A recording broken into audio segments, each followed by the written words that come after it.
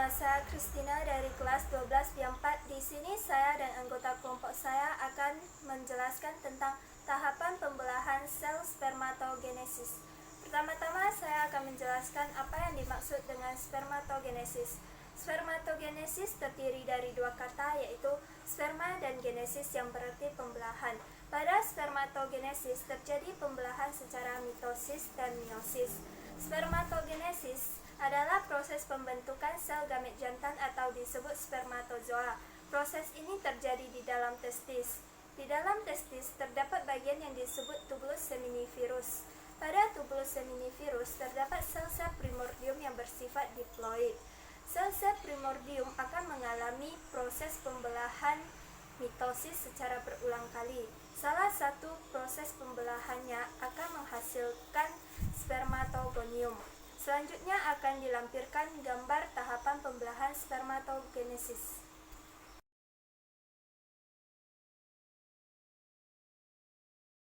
Dari gambar yang dilampirkan tadi, dapat dilihat bahwa tahapan pembelahan spermatogenesis diawali dari adanya spermatogonium yang bersifat diploid membelah secara mitosis atau disebut diferensiasi sehingga menghasilkan spermatosit primer yang bersifat diploid pada inti selnya dan terdapat 46 kromosom atau 2N kromatid. Selanjutnya, spermatosit primer akan mengalami meiosis sehingga terdapatlah anafase 1 yang disebut reduksi kromosom atau pengurangan kromosom dari 2N ke N. Dari anafase 1 terdapat pasangan kromosom homolog. Anafase 1 akan mengalami meiosis 1 sehingga menghasilkan sepasang spermatosit sekunder yang masing-masing bersifat haploid dan memiliki 23 kromosom. Dalam spermatosit sekunder terdapat haploid kromatid ganda yang dimana terdalam satu kromosom terdapat 2 kromatid. Selanjutnya akan dilanjutkan oleh anggota kelompok saya, Imelda. Perkenalkan, nama saya Imelda Yulianti dari kelas 12 B4. Di sini saya akan melanjutkan penjelasan dari anggota kelompok saya yang sebelumnya, yaitu Christina. Baiklah, selanjutnya masing-masing spermatosit sekunder akan mengalami meiosis sehingga terbentuklah anafase 2, di mana kromotip akan terpisah sehingga menjadi kromotip tunggal.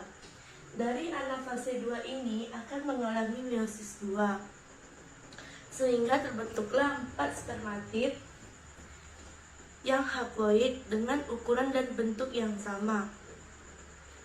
Spermatid terbentuk dari 23 kromosom dengan 1N kromotip yang memiliki haploid kromotip tunggal.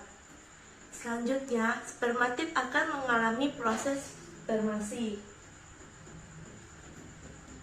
Proses spermasi yaitu proses pembentukan sperma atau disebut juga dengan diferensiasi. Dan terbentuklah sel-sel sperma atau disebut juga dengan spermatozoa. Sel-sel sperma terbentuk dari 23 kromosom dan 1N kromatid, dengan masing-masing spermatid menghasilkan 1 sel sperma. Jadi, dapat kita simpulkan bahwa pada spermatogenesis dihasilkan 4 spermatid fungsional yang bersifat haploid. Sekian dari penjelasan saya. Terima kasih.